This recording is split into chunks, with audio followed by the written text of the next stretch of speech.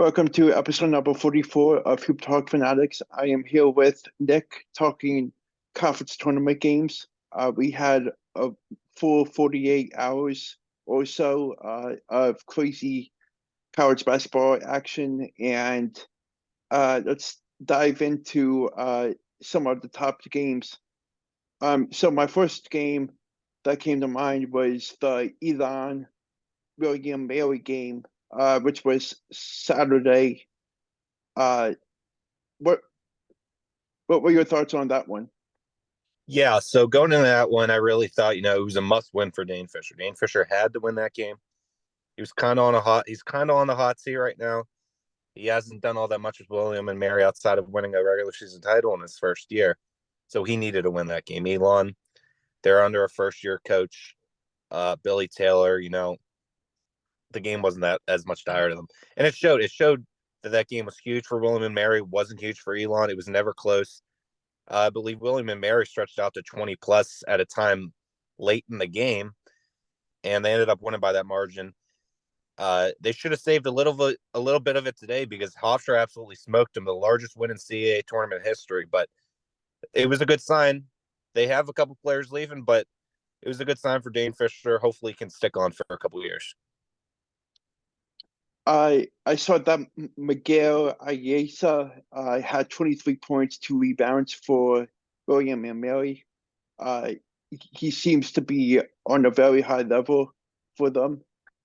And um, my second game is the Big South Championship semifinal game between SC Upstate and UNC Asheville. What were your thoughts on that one? Yeah, it was a really good game at UNC Asheville.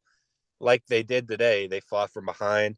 They came back. That Upstate team's really good. Upstate was very close to not being in that game because they hit a buzzer beater, crazy buzzer beater the night before, a little bank from Jordan Gainey. I was there, one of the best shots I'll probably ever see in my life. It was absolutely insane. But Asheville pulled it out late. It's tough to stop Drew Pember. Drew Pember is a different kind of player. Whoever they play in the NCAA tournament is going to figure that out. He's about 6'10". He just owns people down low.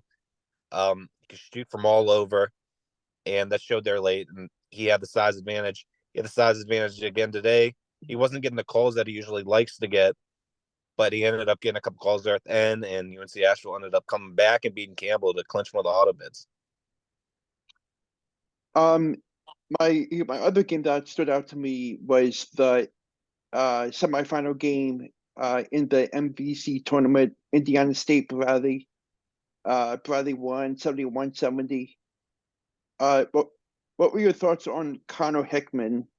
16 points with 1 rebound. Yeah, he's a really good guard. I like that Bradley team. It sucks that they lost today. They got a really good team. They'll be making the NIT. He's a great guard. I really like that Indiana State team too. It stinks that they aren't going to be in the NIT. They aren't going to be in the NCAA tournament. Foss McCauley, an insane guard. They got a really nice future there with Robbie Avila, big man down low. But it all ended up coming down to the work inside because Bradley is two of the best big men in the country. They have one of the best backcourt or front courts in the whole country, and that ended up showing by they took advantage of Robbie Avila's youth because he's only a freshman, and Connor Hickman came up late, and they ended up hitting those two free throws in the final couple seconds and ended up pulling it out. So today was a really interesting day. Yeah, Um, Memphis almost knocked off Houston, which was a really fun one to watch. What were your thoughts on that one? yeah. Penny Hardaway is great. He gets a hard time as a coach. I don't know why. Probably they were recruiting violations early on, but he's done an amazing job. At a time last year, you could say, yeah, this team's really sloppy. They aren't playing good basketball, but they've really found it. They were a 9 seed last year in the NCAA tournament, either 8 or 9. They played Boise. They beat Boise. Then they almost won that second round game. And they're showing it. They're fighting every single game this year. They fought Houston the first time around. They fought them again today. And I feel like they could be a Sweet 16 team if they have the right matchups. Mm-hmm. The other two that stood out to me was the Kennesaw State game against Liberty, and Penn State against Maryland. Yeah, I'm a Maryland fan. That stinks. They Yeah. aren't going to get the double bye anymore. They've been playing really poorly at least this last week or so, and they just don't have the size down low. It's gonna be tough in the NCAA tournament because they don't have size, and they don't have interchangeable size, and they don't have size to begin with. So it's gonna be really difficult for them to fight through all of that. Cam Winter ended up hitting that buzzer beater. I'm at the CAA tournament. Used to be at Drexel, stayed in Pennsylvania, ended up going to Penn State, hit that buzzer beater. That's big for their NCAA tournament chances. Always a Nittany Lion fan. I was born a Nittany Lion fan. Nittany Lions and Pitt. Those are my two big time schools. And in that Liberty Kennesaw game, I'm so happy for Kennesaw, first NCAA tournament bid in school history. Liberty, they shut down Darius McGee there early. That was the big key. He always has these big games, and he's not going to make an NCAA tournament as play a significant role because the first time they made the NCAA tournament with him, he only played a couple of minutes. So it's gonna stink not seeing him in an NCAA tournament. But I'm happy for Kennesaw making their first NCAA tournament. Really fought; it was close the whole game, and they ended up pulling it out at the end. My next question is, which games are you going to keep your eye on throughout the day on Tuesday when the conference tournament games get underway? I know that there's a few during the day and there's a lot at night. Just wanted to know like which ones should be tuning into. Yeah, I haven't looked at that yet, so I'm gonna go look right now. I know tomorrow. I'm really excited for this Charleston Towson game. The first two times they played, it was close. Towson fell flat the last couple minutes last Thursday. The first time in Towson, it ended up coming into overtime, last play, and Charleston ended up pulling it out. So I'm gonna be really excited for that one. On Tuesday, we have, let's see, Abilene Christian, Cal Baptist. That'll be an interesting one. Cal Baptist has a really nice backcourt, 3 o'clock. Abilene Christian's been playing better. Cal Baptist really hasn't played as well as expected, but it's their first season that they're NCAA tournament eligible. So there's a lot on the line there, a lot for the future of that program. The next one in that league, UT Arlington Grand Canyon. Grand Canyon was the league favorite. Now they're playing in the first round. It's going to be a 5-12 game. Arlington's poked off a couple teams. They don't have a head coach, so their coach is the interim, and he's got a lot to play for. He has a future job on the line. Canisius Mount St. Mary's. Mount St. Mary's has been playing better basketball. Let's see. We'll have the Rising League final. We'll have the CAA final, What do you NEC think final. about? Sorry to interrupt you. You're good. What do you think about the Loyola Chicago one? Yeah, I don't know about that. That's going to be really difficult watch because St. Joe's, they don't really have an identity. It's not the best style basketball. Loyola, I feel like they should be much better than they have been. There's a chance that I'd probably lean that way that they're going to win the game, but it's going to be a really close game. On Wednesday, there's some really fun games that I'm definitely going to be interested to see. So to start out with is I'm really interested to watch the Texas Tech West Virginia game. Yeah, Eric Stevenson and Texas Tech, they've been playing they've been playing okay basketball, but they're fighting for that at-large bid. Both teams are fighting for that at-large bid.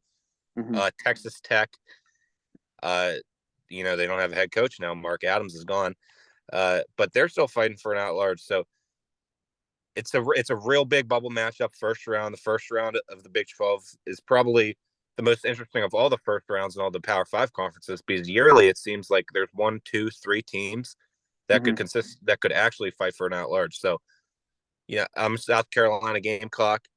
It'd be cool to see Eric Stevenson do something again. Huggy, he's got a really good team over there. So it's going to be fun to see. It's going to be fun to watch. What are your thoughts on the Rutgers Michigan matchup? Yeah, that's another one. That's another bubble matchup, straight bubble matchup. Michigan has not played as anyone expected. Hmm. You have Rutgers, who's just fallen off these last couple months. I think Michigan ends up coming out strong. It's gonna be a defensive battle. Hunter Dickinson he's gonna be playing for a lot this March. So I'm gonna take Michigan in that one. So yeah, I was wondering, like which game you'll be headed to cover, either tonight or sometime during the week. Yeah. So tonight, or I went to all the CAA games today. Tomorrow I'm gonna Hmm. be at the two CAA semifinals. So it's gonna be Hofstra and UNCW, and then Towson and Charleston. I'll be at the final. And then I think I'm just going to chill out for a while, watch basketball back at home because I'm on spring break. And I might go to the MEAC final on Saturday where it's going to probably be like Howard against Norfolk State. So we'll Hmm. see how that turns out. What do you think about the Big Ten tournament? I'm really excited for it. There's a lot of teams playing on the bubble. Hmm. Uh, like I mentioned, I'm a Maryland fan, so it stinks that they kind of fallen off a little bit. Um, but I think Purdue is very beatable, and teams have shown that they just got to attack Zach Edey correctly, and they have a chance. So Hmm. if they do that correctly and they attack Zach Edey, Maryland was able to do it. Uh, there we go. We got a Big Ten champion. The thing about those Power Five conference tournaments, especially ones like the Big Ten, is these teams come in with a lot of momentum, and they'll always be a popular pick in the brackets, and then they kind of fall off. But I feel like the Big Ten, there's always a lot of hype around it because it's the last conference tournament championship game, heading right into Hmm. the selection Sunday. We're only a week away. Yeah. I got a couple more questions for you. My first question is, I totally forgot to mention the TCU Kansas State game, Mm-hmm. Yeah. which will be a really good one. Yeah. Uh, wait a sec. Yeah. TCU Mike Miles, isn't he? I think he's back. Hmm. Kansas State, they've been different. They haven't really been amazing on the Yeah. road, so it's going to be a test. It's going to be a tough test. We'll see how they pull that one out. It's always fun when those two teams play, the two purple teams. Hmm. Uh, but you know, I think TCU ends up coming out strong. They needed a lot more than Kansas State. I think Kansas State's pretty safely in the field. Well, both teams are pretty safely in the field, but you know, TCU, I believe they're riding some momentum, so Hmm. I'd take TCU on that one. My second to last question is, what are your thoughts on the Villanova Wildcats? Yeah, I really like Villanova. I liked them a lot coming into the season. They didn't have the season that anyone was expected. They had injuries to start Justin Moore. I think it's Moore, and then they had Cam Whitmore also hurt. Yeah. Yeah, and Cam Whitmore came back early. Moore came back later, and they've been starting to play a little bit better basketball. I don't think they're an NCAA tournament team just because they're right around 500. I really do love Cam Whitmore. I watched him in high school a lot, but I don't think they're a tournament team at this time. I love Villanova though, so hopefully NIT. They could definitely make a legitimate NIT run to the championship with that squad. They have a really good Hmm. team. I'm actually great friends with Eric Dixon. Oh, for real? Yeah, A really good player. I went to high school with him. Oh, for real? Where at? Yeah, Abington, Where's that at? PA? PA. Yep. Awesome. Yeah. So I saw he won an award today. Mhm. Did he win Uh, biggest player of the year? the Big East All Second team, I think. Yeah, well deserved. He's one of those Yeah. players on that team that's really elevated their plays. He's a really good one. Yeah. Um, and my last question is, what are your thoughts on the Pac-12 tournament? It's a crapshoot. That league is so bad, dude. You have Arizona and UCLA at the top, and everyone else is just Arizona State's fighting for an at-large bid because they beat Arizona. I don't think they should Hmm. be in it. Oregon's severely underperformed, and those are really the only four teams they can really talk about in the league. Because Let me turn on the car because the lights went out. Um, yeah, I mean, it just has not been the season they were expecting. Mhm. Uh, it should definitely be a fun 7 days ahead.